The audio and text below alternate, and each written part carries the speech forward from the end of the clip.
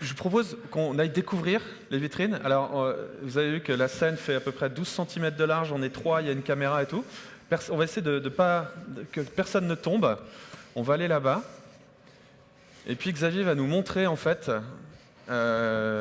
ces différentes vitrines. Max, mets-toi ici. Voilà. Alors, il y a eu 6 projets, c'est pas moi qui les ai choisis. On a fait un petit comité qui a choisi 6 projets parmi tout ce qui a été fait. Et puis, on va commencer par la première vitrine, qui est la vitrine Raptor. Alors, au lieu de vous expliquer plein de choses, je propose simplement à Max qui prenne ce produit. Comme vous voyez, il n'a pas de vitre de protection. Que j'ai envie de voler, donc.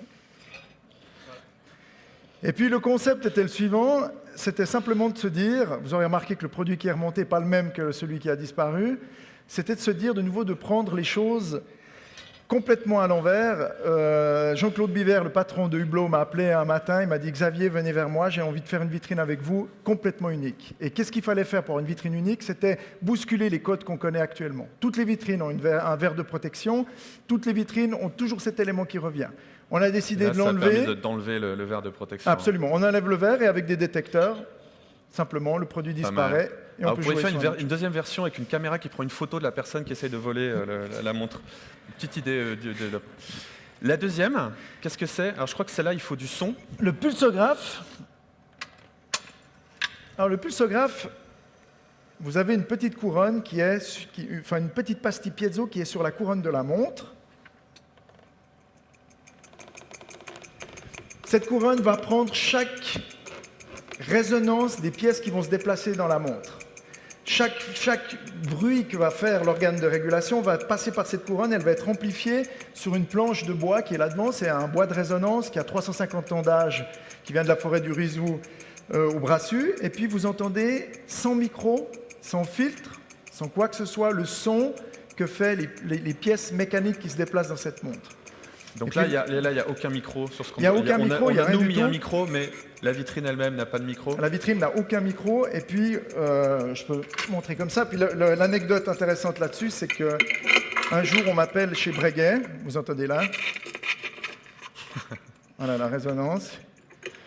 Un jour, on m'appelle chez Breguet, on me dit « Viens vite, monsieur Hayek senior aimerait voir le pulsographe, est-ce que tu peux venir? C'est demain ». Je me suis déplacé sur place, j'ai été vers lui. Il m'a reçu dans son bureau, j'étais étonné, je me suis dit « Jamais je vais le voir ».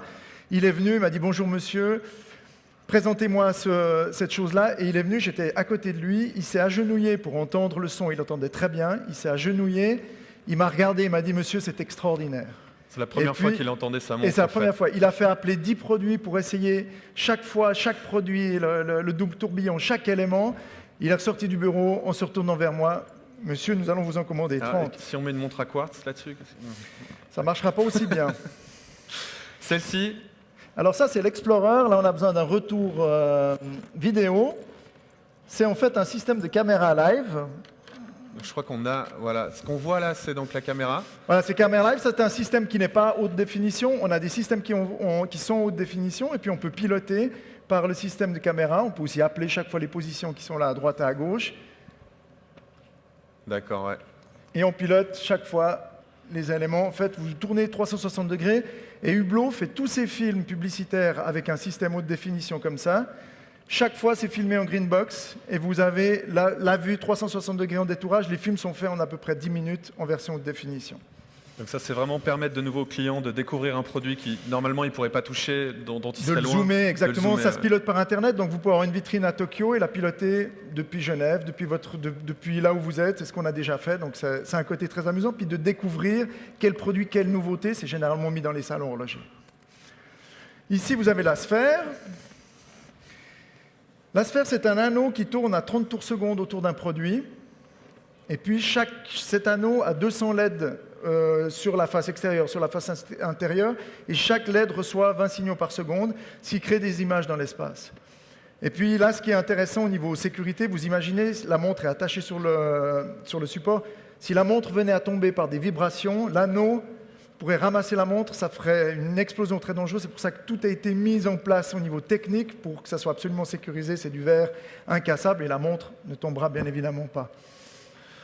La sphère. La prochaine? Alors, je crois que là, on a regardé, il y a un petit challenge pour la filmer, mais j'espère que vous allez voir, parce que c'est assez impressionnant. Alors ici, c'est du ferrofluide. Le ferrofluide, c'est à base d'hydrocarbures avec une forte contenance en fer, donc des microparticules de fer.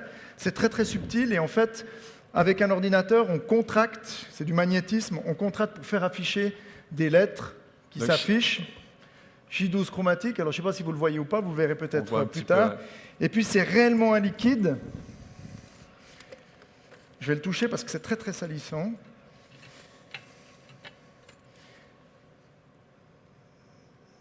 Ah ouais, et ça se remet en forme. Et ça se remet en forme, et c'est vraiment du liquide avec lequel on joue. Et puis là, ce qui est intéressant, c'est qu'une fois je l'ai amené au Japon, un ami me dit « Viens nous montrer ça ». Il m'a dit 2 jours avant, je ne pouvais pas faire de carnet ATA pour les douanes. C'est la première fois que je me suis fait arrêter à la douane. Les douaniers m'ont demandé ce que c'était, je ne pouvais pas tellement l'expliquer. Et puis je leur ai dit je vous fais une démonstration. On a fait une démonstration dans le bureau des douanes où ils étaient émerveillés. Comme les Japonais le sont, ils étaient estomaqués, chacun a trempé son doigt, puis à la fin ils m'ont dit c'est bon, vous pouvez y aller. Et ils me disaient au revoir de loin, chacun avec son petit doigt 10 jours noir. après, ils sont tous morts, empoisonnés. Le ferrofluide. Alors, tout ça pour vous dire que ces vitrines, elles vont ensuite déménager dans l'espace expérience et vous pourrez les voir de plus près. Et celle-ci qui est particulièrement intéressante.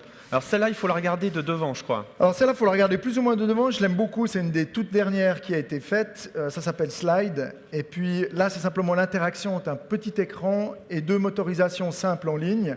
Ce qui est extraordinaire, c'est quand j'ai reçu le briefing pour faire ça, c'était pour la place Vendôme.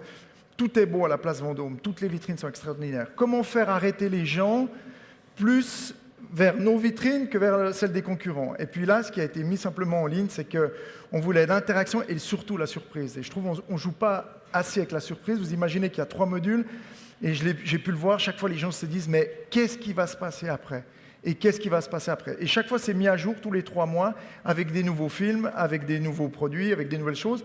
Et c'est la première fois que j'ai vu les gens rigoler devant une vitrine horlogère parce qu'on essaie de jouer 1 ou 2 fois sur l'humour, ce qui a rarement été fait. Et moi, je trouve que c'est quelque chose de très positif. Merci beaucoup, Xavier. Très, très impressionnant. Vous pouvez applaudir la démo des vitrines. Merci.